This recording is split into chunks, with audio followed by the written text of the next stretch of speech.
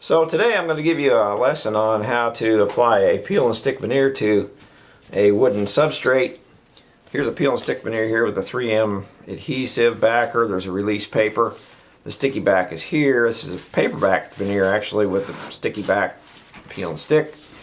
This is the front surface. Your total thickness here is about a 1/64 of an inch thick. So what you do is you want to apply this peel and stick veneer to a smooth painted or varnished surface. Sometimes you'll have already painted surfaces like kitchen cabinets or maybe a piece of furniture.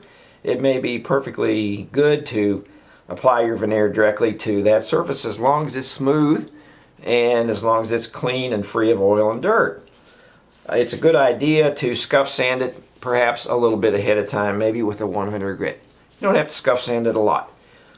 Now, start out with a raw piece of wood here and put your first coat on, and I'm going to put it on with a rag because I don't have any particular need to be real perfect with what I'm doing here, and there's no sense in dirtying up a good brush. It's not like I'm making a piece of furniture that has to have a perfect finish here, so I do want to put it on without runs or globs of finish that'll cause problems later. Put that on, you let that dry, come back after it's dry, and perhaps you may want to scuff sand it just a bit or sand it enough to get any bumps or any incongruities or runs or whatever smoothed down. You can use a rag once again, put your second coat on. Now sometimes you might want to put 3 coats. Depends on how much the wood soaks it up. The idea is to give a nice smooth surface for the peel and stick veneer to stick to once it's dry. Now, once you have your surface that is completely dry and has 2 or 3 coats on it, it's time to apply the peel and stick veneer. You just peel that release paper off, and there's that sticky back. Just position your veneer and you put that right down on top of that prepared surface, and you take a roller. Now you can use a wallpaper seam roller, which is about a 1-inch wide roller, or it's a wooden roller. You can get those at a wallpaper store for $3 or $4. Or in this case I have a nice rubber roller. It's about 2-inch wide. It's called an ink brayer roller.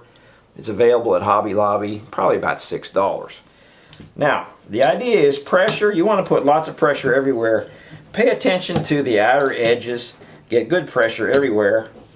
And if you think about it, when you push down with 100 pounds of force, let's say, it's a good round number.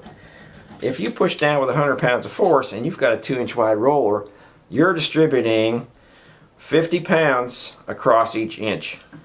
So if your roller is 1 inch wide, then you're going to get the full benefit of 100 pounds in an inch. Some people think maybe they should use a rolling pin. So if your rolling pin is 10 inches wide, guess what? Now you're only getting 10 inches, 10 pounds per inch.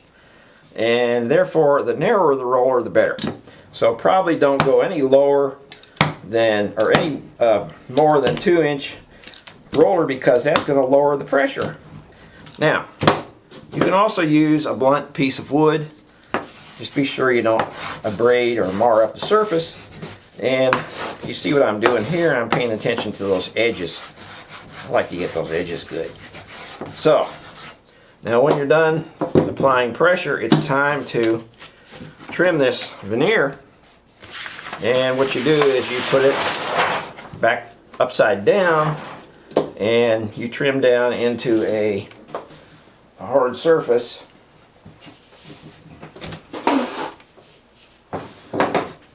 Using a veneer knife or a razor blade. As you can see, it's pretty easy to cut.